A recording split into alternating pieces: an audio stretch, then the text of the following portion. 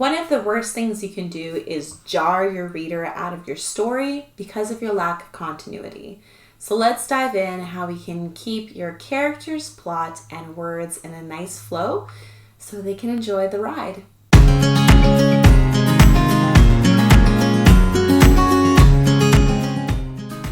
Hello everyone and welcome to Pen to Paper. I'm Leah Lindman, author of the Canadian Reminiscence series. Today we're going to talk about continuity and how to keep continuity in your work so your readers are not shaken up, thrown around, and wondering where is this story going. First, we're going to talk a little bit more about what does continuity mean. Continuity is the flow from one sentence into another sentence, from one paragraph to another paragraph, and from one chapter to another chapter. You want it to be a natural cadence of words and moments and character structure that is going to help the reader flow along the story naturally, and nothing that is going to infringe itself upon the scene, and then you're wondering, is that supposed to be there? Does that make sense? It doesn't make sense. I don't know what this author's trying to do. That is what continuity is all about. And there's several different ways you can keep continuity in your story. So first of all, we're just going to look at how we can keep continuity with our words. Now, one of the ways that you can go from one sentence to another, and this also helps you put together more complex sentence structures, is using subordinating conjunctions. Now, if you're not too sure what they are, it takes a dependent clause and links it with an independent clause. So for an example, a dependent clause is not a complete thought on its own. I know we're getting a little bit into grammar, but let's say, since he was ill, he could no longer drive to town. I'm just coming up with this on the spot.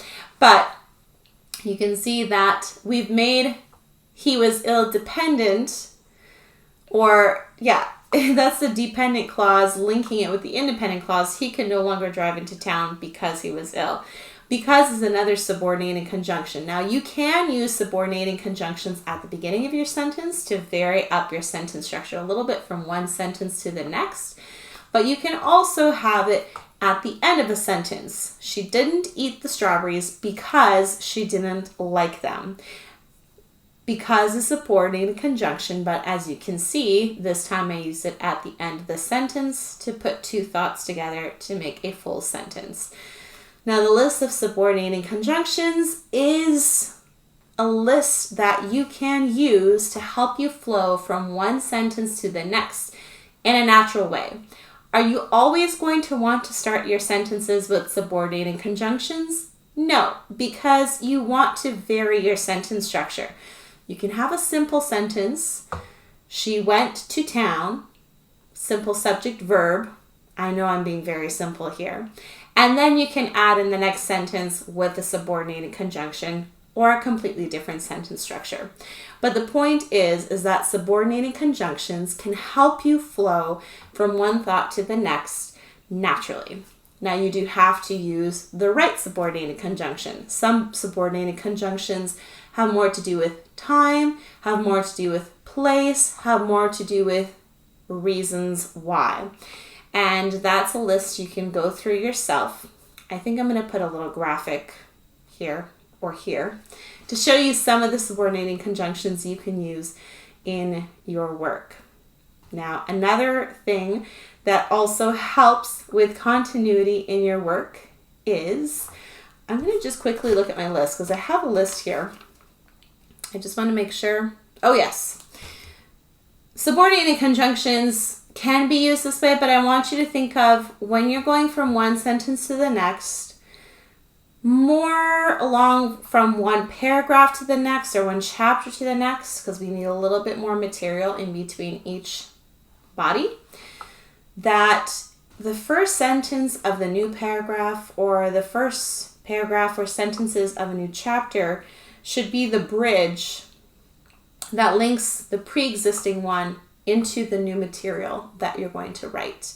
And that's a great way to think of continuity, is having always those bridges from going to the past and then what you're going to write presently.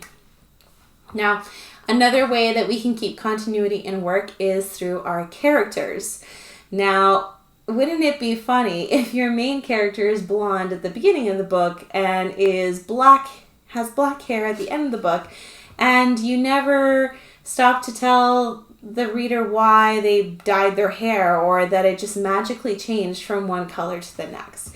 It's really important, especially pantsers, to write down perhaps a cheat sheet or have a list of notes of what your character looks like, what kind of personality they have, why they would react the way they do, their history. Now, for you who perhaps plan all of this ahead of time, you are a plotter, not a pantser. You may have exhaustive sheets and written up about your character, sentences upon sentences of their history and where they came from and their raison d'etre, and that works really well for you. But for those of us who are pantsers, who kind of enjoy the characters as they grow as we write, it's really important for us to have a sort of like central data file where we can write down all these things. And yes, if the character changes as we're writing, to make sure we go back to that central file and change it along with the changes we're making. So again, as I said, the readers are not reading something about your character at the beginning of your book and then it's suddenly very different in the middle or in the end or the next chapter. So make sure you do that for all your characters. You write details, because you could keep it all in your head, and I do a pretty good job of that myself, but even I have had to realize that I really do need to write these things down, because I have messed up in the past or I've gotten to the end and I realized I never noted where the changes were, and now I'm going to have to go back, and I've just created more work for myself. So instead of creating more work for yourself, help yourself stay organized and just maintain that level of continuity in your writing. Another way to also keep the continuity in your writing is to make sure that your characters do not go off in rabbit trails. What do I mean by this? Well, in real life, it's pretty easy that when you have conversations with people, you get off topic. You start with one thing, but then you go off into a rabbit trail, and then you come right back, and that's just kind of the way that natural conversation works. Unfortunately, for a novel, when you have a set goal in mind of where you want your character's dialogue to go, that can be really confusing. And the reader will be sitting there thinking, is there a reason for this rabbit trail? Now, perhaps you have a character who's prone to rabbit trails. Maybe that would be forgivable if that is part of their character or there's an actual reason for these rabbit trails. But overall, just stay away from the rabbit trails. Make sure your dialogue has purpose and a sequence of where it's going to, so your readers can flow along with it. Another thing about characters is when you're writing from a character's perspective, either in third person, like he, she did this, or in first person, I did this, you want to maintain your character's point of view, POV. Now, there have been times in my own writing where I always do third person writing. That's just kind of the type of writing that I enjoy for my series so far. But there have been times where I've started with a character, and then the last sentence or two in the paragraph, I'll kind of insert what another character will be seeing in that scene. And that's not helpful to my continuity at all, because do we really need to know what that character is thinking? Or can we somehow manage that our main character is noticing that this character is looking or acting a certain way in accordance to what they've just done or what they've just said? And that would be more powerful than inserting the point of view of another character in when it just breaks up the flow of the scene. So make sure that when you are shifting POVs, because that is your entire work, that there's that structure within there that you've intentionally put to make sure that it's very obvious now that we're shifting POVs, and make it obvious in the first sentence who the POV belongs to. I know I've seen this. It's easier to do it with chapters. So, chapter 1 is this POV, chapter 2 is this POV. That's a little that's a little more obvious. But if you're doing it in the middle of a chapter, you really have to make sure that that is extremely crystal clear, so your readers are not disorganized in their flow of thinking. Now, 2 more things we're going to get to. One is parallel structure. What is parallel structure? Parallel structure is helpful to continuity when your preceding paragraphs or preceding sentences are building up to emphasize a certain point or to emphasize whatever you want to emphasize. And I came up with 2 different parallel structures that are most commonly used in fiction. One of them is having the same sentence structure or the same phrasing structure or the same word structure repeated over and over. So listen to this. I trusted you with my fear. I trusted you with my secrets, and I trusted you with my life. I'm amping up how much I've trusted this person from one thing to the next, and each one is more important than the last.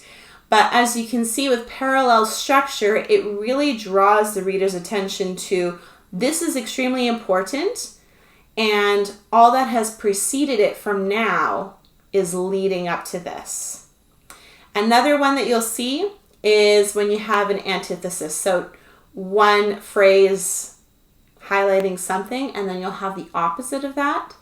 So this one is, the sun was heaven for my mood, but hell for my skin. So in that, you can see that you have the good of the sun, and then how the skin, or not the skin, the sun burns the skin, right? That's another way of kind of showing continuity, in that you're showing continuity from the preceding paragraphs to the most important part, and then continuity, continuity, continuity, and you're emphasizing this continuity. Or you're showing the good side and then the bad side, but it's still continuity because it's on the same subject, like the sun. The sun is heaven for my mood, but hell to my skin. But you're seeing that we're still talking about the sun. It's just a very specific way of bringing attention to the continuity in your work through special phrasing. So I just wanted to throw that in because, if you want to do something a little fancy with your writing, that's a great way to do it. And the last one that I want to tackle for today is time and space, continuity in your writing. Have you ever seen at the top of the chapters, date, place, and then they write? I've seen that in a lot of historical fiction books. Now, it's okay to do that. What's not okay is when you do that date time stamp at the top of the book, and then in the rest of it, you're not showing it in your writing that 2 months have passed, or a year has passed, or this is 10 years later. You're just relying on the date, time, and stamp place to kind of be your easy catch-all when you're being lazy and showing it in your writing. Because, how many of you actually pay attention to that date time stamp? Like, I pay attention to it when I'm reading it. Like, I see the chapter heading and then I'll look at it, but am I really keeping all these dates and in my mind to, figuring it out mathematically how much time has passed? No. Reading is not supposed to be about math. It's supposed to be easy. You're supposed to enjoy the ride. So I suggest that if you do put a date time stamp at the top of your chapter, to make sure that in the actual chapter you are making reference to how much time has passed, or if they have moved from one scene to another scene and the setting is different, that you show that in your writing. Don't just rely on date time stamps for a sloppy work. And in all of your writing, whenever that changes, whether you use date timestamps or not, you should really make sure that your scene flows to another scene, and if it's a different setting, make sure you make some sort of reference to that, or if time has passed, make reference to that. If we see one character in a preceding scene, let's say it's afternoon, and the next scene, they're home in the evening, make sure you make some reference to that when they get home. So, let's say in the afternoon, a mother brought her son to the zoo and they had a wonderful time. And the next scene, the mother and son get home and they're exhausted from their day out at the zoo, but their evening is sweet and magical because of the time that they had together. I'm just throwing things out, but just making sure that your scenes, your times, and your settings flow well together and that you are showing them and not relying on the telling schemes that some writers use. I hope that these thoughts on continuity have helped you today. Maybe it's not something we think about too much because it's a little bit more nitty-gritty grammatical, a little more technical, but it really, really is important that your readers feel that they're flowing, that you're not surprising them with character inconsistencies, plot inconsistencies, and all that goes toward continuity in your novel. Enjoy the rest of your week. I will be back with more author content next week, and tell me which continuity device are you struggling with the most, or perhaps you would like to try in your writing for the future. Have a wonderful day.